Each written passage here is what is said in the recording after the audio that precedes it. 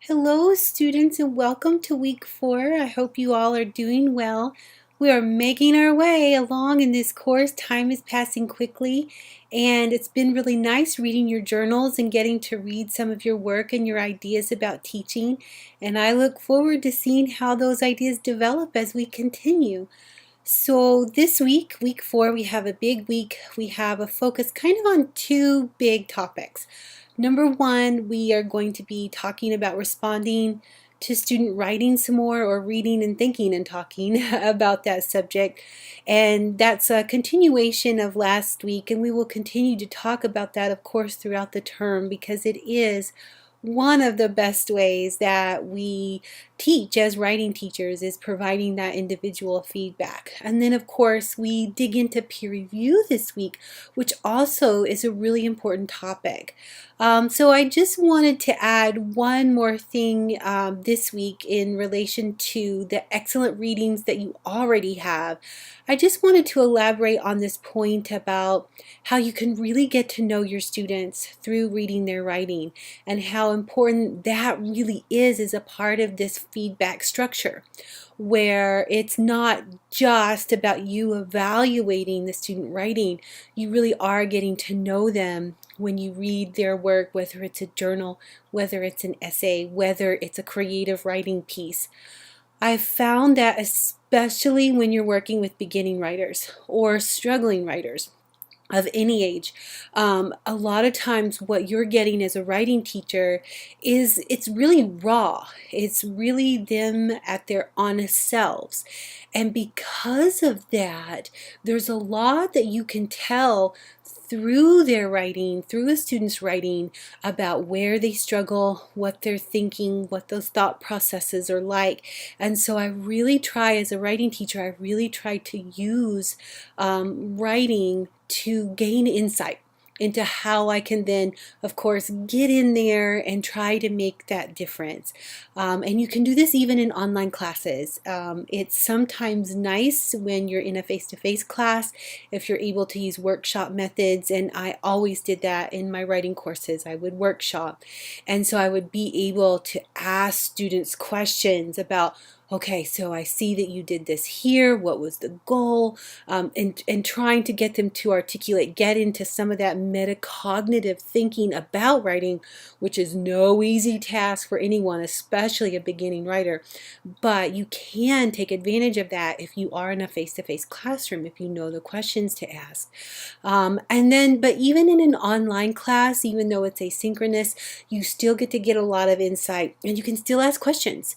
And it's a little more difficult sometimes, but it is still possible.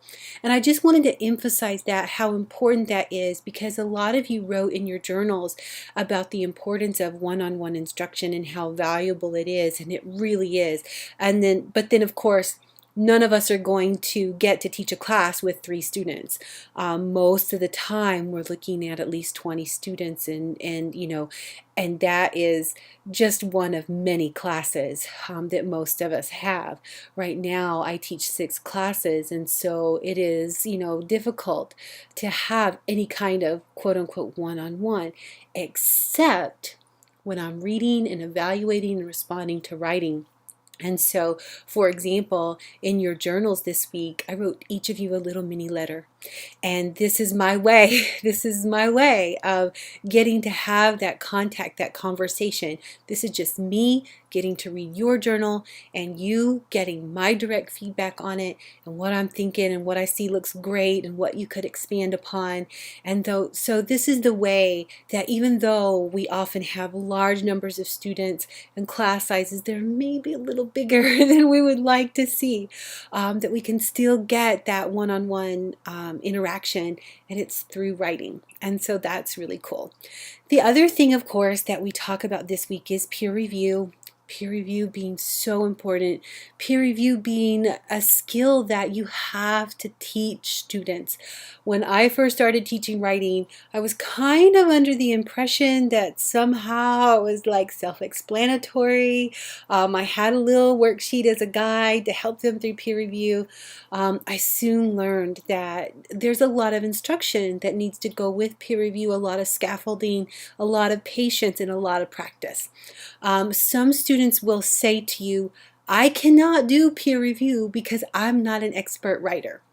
And so I always have this conversation with them, but you are a reader. And I don't want you to approach this as an expert writer. I want you to approach this as a reader. What is your response to this? What stands out to you? Where did you get lost? What struggles did you have?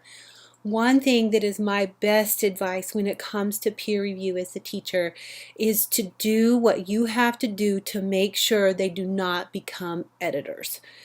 A beginning writer trying to be an editor for someone else is usually a dangerous thing. And so peer review forums that encourage students to look at global issues. And, it's just like, as we're reading about how it's important for us not to be editors on a student's paper, you can imagine then how it's even more important for a colleague, another student, to not get a hold of someone's paper and just mark it all up, some of which may not even be correct. Although that correctness is something we will talk about more as time progresses. But encourage content evaluation, encourage them to provide feedback as a reader, and remember that they are going to have instruction in peer review in order to do a good job. And there are, I think, a variety of ways that you can do a good job with peer review. And we're going to be reading a lot of information about peer review this week. It is important, it is valuable, and sometimes students are reluctant. But it is so important. And so we'll be thinking about strategies and in our discussion this week. And I'm looking forward to it. As always, I love seeing what you all have to say. And I look forward to another great week. Have a great week, everyone. And one more time, welcome to week 4. I'll see you this week in the discussions.